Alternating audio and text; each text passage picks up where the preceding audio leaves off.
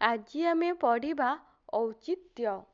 ସଂସ୍କୃତ ସମୀକ୍ଷା ଶାସ୍ତ୍ରରେ ଔଚିତ୍ୟକୁ କାବ୍ୟର ପ୍ରାଣ ସ୍ୱରୂପ ବୋଲି କୁହାଯାଇଛି। କ୍ଷେମେନ୍ଦ୍ର ହେଉଛନ୍ତି ଔଚିତ୍ୟ ସମ୍ପ୍ରଦାୟର ମୁଖ୍ୟ ପ୍ରବର୍ତ୍ତକ। ଔଚିତ୍ୟକୁ ଭିତ୍ତି କରି ସେ ଔଚିତ୍ୟ ବିଚାରଚର୍ଚ୍ଚା ନାମକ ଏକ ଗ୍ରନ୍ଥ ପ୍ରଣୟନ କରିଯାଇଛନ୍ତି।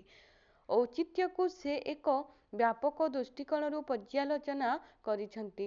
ଔଚିତ୍ୟ ରସସିଦ୍ଧସ୍ୟ ସ୍ଥିରମ୍ କାବ୍ୟସ୍ୟ ଜୀବିତମ୍। ଏ ଉକ୍ତିରୁ ଜଣାଯାଏ ଯେ ରସସିଦ୍ଧ କାବ୍ୟର ସ୍ଥିର ଜୀବନ ହେଉଛି ଏହି ଔଚିତ୍ୟ। ବସ୍ତୁତଃ ଔଚିତ୍ୟ କାବ୍ୟର ଆତ୍ମା ରୂପୀ। ଏହା ବିହୁନେ କାବ୍ୟର ସ୍ଥିତି ଅସାର। ଔଚିତ୍ୟର ସମାବେଶରେ ଅଳଙ୍କାର ଗୁଣ ଆଦି କାବ୍ୟର ଉତ୍କର୍ଷ ବିଧାନ କରିଥାନ୍ତି। ମାତ୍ର ଔଚିତ୍ୟ ବିନା କାବ୍ୟର ଗୁଣ ଦୋଷରେ ପରିଣତ ହୁଏ।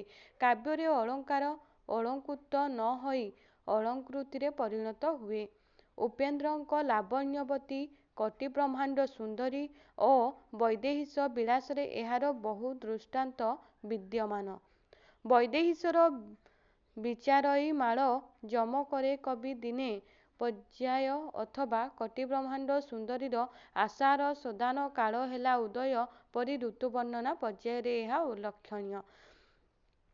ଏଣୁ କ୍ଷେମେନ୍ଦ୍ର ତାଙ୍କ ଔଚିତ୍ୟ ବିଚାର ଚର୍ଚ୍ଚାରେ କହିଛନ୍ତି ଉଚିତ ସ୍ଥାନ ବିନ୍ୟାସ ବ୍ୟତୀତ ଅଳଙ୍କାର ଅଥବା ଗୁଣର କୌଣସି ମୂଲ୍ୟ ନାହିଁ।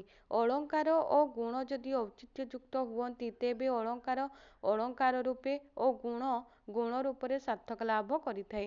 ବସ୍ତୁତଃ ବ୍ୟବହାରିକ ଜୀବନରେ ଔଚିତ୍ୟକୁ ସ୍ୱୀକୃତି ଦିଆଯାଇଥାଏ। ମଥୁରା ମଙ୍ଗଳର ଆରେ ବାବୁ ଶ୍ୟାମ ଅଘନ ଅଥବା ବିଦଗ୍ଧ ଚିନ୍ତାମଣିର ଧୀରେ ଘେନ କାନନରେ କୃଷ୍ଣଂ ବିଳବିତ ବର୍ଣ୍ଣନା ପ୍ରସଙ୍ଗରେ ମାତୃ ହୃଦୟର ସ୍ୱଭାବ ସୁଲଭ ବର୍ଣ୍ଣନା ପରିଦୃଷ୍ଟ ହୁଏ। କ୍ଷେମେନ୍ଦ୍ରଙ୍କ ବହୁ ପୂର୍ବରୁ ଏହି ଔଚିତ୍ୟବାଦର ସ୍ପଷ୍ଟ ମୁଦ୍ରାଙ୍କ ଭରତମୁନିଙ୍କ ନାଟ୍ୟଶାସ୍ତ୍ରରେ ଦେଖିବାକୁ ମିଳେ। ନାଟକାଭିନୟ କ୍ଷେତ୍ରରେ ସେ ଔଚିତ୍ୟର ପ୍ରାଧାନ୍ୟକୁ ସ୍ୱୀକାର କରିଛନ୍ତି। ଏପରି ସ୍ଥଳେ ଆନନ୍ଦବର୍ଦ୍ଧନ ଓ ଅଭିନବ ଗୁପ୍ତ ଆଦି ଧନୀତତ୍ତ୍ୱବିତ୍ଗଣ ମଧ୍ୟ ଔଚିତ୍ୟ ସମ୍ପର୍କରେ ବିଚାର ଆଲୋଚନା କରିଯାଇଛନ୍ତି। ଔଚିତ୍ୟ ବର୍ଜିତ ହେଲେ କାବ୍ୟ ଦୋଷଯୁକ୍ତ ହୁଏ ବୋଲି ସେ କହନ୍ତି। ଏତଦ୍ ବ୍ୟତୀତ କାବ୍ୟର ଔନ୍ନଚିତ୍ୟ ରସଭଙ୍ଗର ମୁଖ୍ୟ କାରଣ ହିଁ ଔଚିତ୍ୟ। ଅଭିନବ ଗୁପ୍ତ କହନ୍ତି ଔଚିତ୍ୟ ସବୁବେଳେ ରସ, ଧ୍ୱନି ପ୍ରଭୃତିକୁ ଆଶ୍ରୟ କରିଥାଏ। ଏମାନଙ୍କ ବ୍ୟତୀତ ଦଣ୍ଡୀ, ଭାମହ, ରୁଦ୍ରଟ ପ୍ରମୁଖ ଆଚାର୍ଯ୍ୟଗଣ ମଧ୍ୟ ଔଚିତ୍ୟ ସମ୍ପର୍କରେ ପର୍ଯ୍ୟାଲୋଚନା କରିଯାଇଛନ୍ତି। ମାତ୍ର ଏସବୁ ଗୌଣ ସ୍ଥାନ ଅଧିକାର କରିଛି। ଏଣୁ କ୍ଷେମେନ୍ଦ୍ରଙ୍କୁ ଔଚିତ୍ୟ ସମ୍ପ୍ରଦାୟର ସର୍ବଶ୍ରେଷ୍ଠ ପ୍ରବର୍ତ୍ତକ ବୋଲି କୁହାଯାଇଥାଏ। ଔଚିତ୍ୟ ସୌନ୍ଦର୍ଯ୍ୟର ମୂଳ ଉତ୍ସ। ଯେଉଁ ସ୍ଥାନରେ ବସ୍ତୁ ରହିବା କଥା ସେଠାରେ ଯଦି ତାହା ନ ରହି ଅନ୍ୟ ସ୍ଥାନରେ ରହେ ତେବେ ସେହି ବସ୍ତୁର ସୌନ୍ଦର୍ଯ୍ୟହାନି ଘଟିଥାଏ। ଇତ୍ୟବସରେ ଏକ ଦୃଷ୍ଟାନ୍ତ ଦିଆହେଇଛି। କ୍ଷେମେନ୍ଦ୍ର ଔଚିତ୍ୟକୁ ଏକ ବ୍ୟାପକ ଦୃଷ୍ଟିକୋଣରୁ ପର୍ଯ୍ୟାଲୋଚନା କରିଛନ୍ତି। ଏହାର ପରିସର ସୁବିସ୍ତୃତ। ତଥାପି ବ୍ୟବହାରର ସୁବିଧା ପାଇଁ କ୍ଷେମେନ୍ଦ୍ର ଏହାକୁ 28ଟି ବିଭାଗରେ ବିଭକ୍ତ କରିଛନ୍ତି। ତହିଁରୁ ମୁଖ୍ୟ କେତୋଟିର ଦୃଷ୍ଟାନ୍ତ ନିମ୍ନରେ ଦିଆଗଲା। ପୌଦ୍ଗଚିତ୍ୟ। କାବ୍ୟରେ ଶବ୍ଦର ଉପଯୁକ୍ତ ପ୍ରୟୋଗ ଓ ରସାୟନକୁ ପୌଦ୍ଗଚିତ୍ୟ କୁହାଯାଏ। ପଦ ପ୍ରସଙ୍ଗାଶ୍ରୟୀ ହେବା ସହିତ ତାହା ରସଦୀପ୍ତ ହେବା ବିଧେୟ। ଇତିହାସ ରଙ୍ଗସ୍ଥଳୀ ତୁ ଚିଲିକା, ତୋର ତୀରେ ପରା ରୂପସୀ ମାଣିକା। ହସ୍ତେ ଭୁଞ୍ଜି ଥିଲେ ସାଦୀରେ ଲବଣୀ, ଭାବଗ୍ରାହୀ ପ୍ରଭୁ ଭକ୍ତ ଚିନ୍ତାମଣି। ଏଠାରେ ଭାବଗ୍ରାହୀ ଶବ୍ଦର ପ୍ରୟୋଗ ଯେପରି ସଫଳ ସେପରି ଭାବାନୁସାରୀ। ଏଣୁ ଏହା ଏକ ପୌଦ୍ଗଚିତ୍ୟର ଉଦାହରଣ। ଔତ୍ଥଚିତ୍ୟ। ପଦଗତ ଔଚିତ୍ୟ ସହିତ ସାରସ୍ୱତ ସୃଷ୍ଟିରେ ଅର୍ଥଜନିତ ଔଚିତ୍ୟ ଏକାନ୍ତ କାମ୍ୟ। ଅର୍ଥ ସମଗ୍ର ରଚନାର ସମଧର୍ମୀ ହେବା ଉଚିତ। ଅର୍ଥଗତ ସାମଞ୍ଜସ୍ୟ ନ ଥିଲେ କାବ୍ୟ ସୃଷ୍ଟି ହୃଦୟଗ୍ରାହୀ ହୋଇପାରେ ନାହିଁ। ତପସ୍ୱିନୀରେ ତମସା ତଟିନୀକୁ ସ୍ନେହପ୍ରବଣା ଜନନୀ ରୂପେ କଳ୍ପନା କରିବାରେ ଔତ୍ଥଚିତ୍ୟ ପ୍ରଦର୍ଶିତ।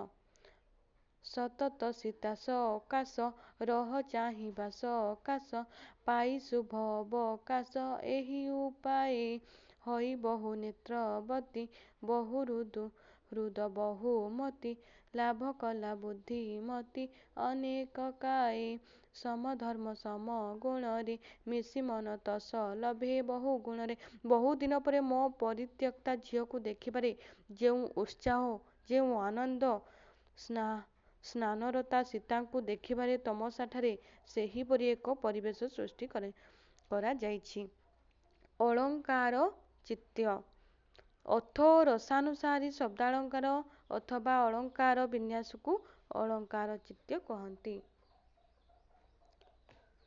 ତ ଏଇଠି ଦେଇଛି କବିତାଟି ଦେଖିଦେବେ।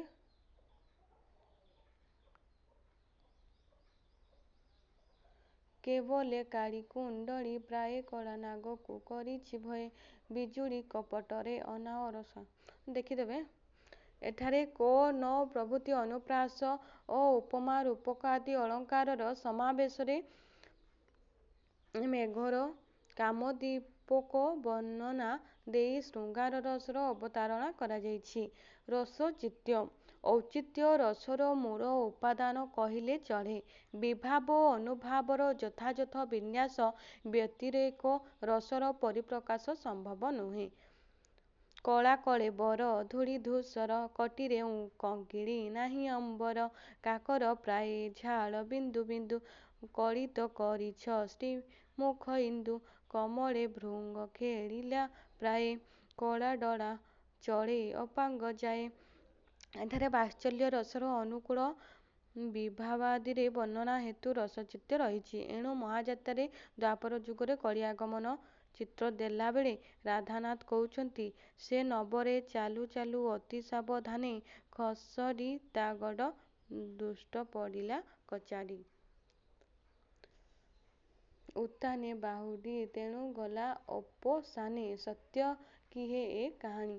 କଳିର ଆଗମନ ପରି ପର୍ଯ୍ୟାୟରେ ହଠାତ୍ ମୟୂରଭଞ୍ଜଦପ ରାମଚନ୍ଦ୍ର ଦେବଙ୍କ ଦାନୀପଣର ସୂଚନା ଦେବାଦ୍ୱାରା ରସଚିତ୍ୟ ବ୍ୟାହତ ହୋଇଛି। ଏ ରୂପେ ବିଚାର କଲେ ଔଚିତ୍ୟ କହିଲେ ରଚନାର ଯଥାଯଥ ଶିଳ୍ପାନୁସାରେ ପରିମିତ ବର୍ଣ୍ଣନାକୁ ବୁଝାଇଥାଏ। ଅନାବଶ୍ୟକ ବର୍ଣ୍ଣନା ଶିଳ୍ପରୀତିର ପରିପନ୍ଥୀ। ଔଚିତ୍ୟ ବିଚାର କ୍ଷେତ୍ରରେ ଶିଳ୍ପରୀତିର ଯଥାଯଥ ବିନ୍ୟାସ ପ୍ରତି କ୍ଷେମେନ୍ଦ୍ର ଅଧିକ ଦୃଷ୍ଟି ଦେଇଛନ୍ତି। ତ ଇଏ ଥିଲା ଆମର ଔଚିତ୍ୟ।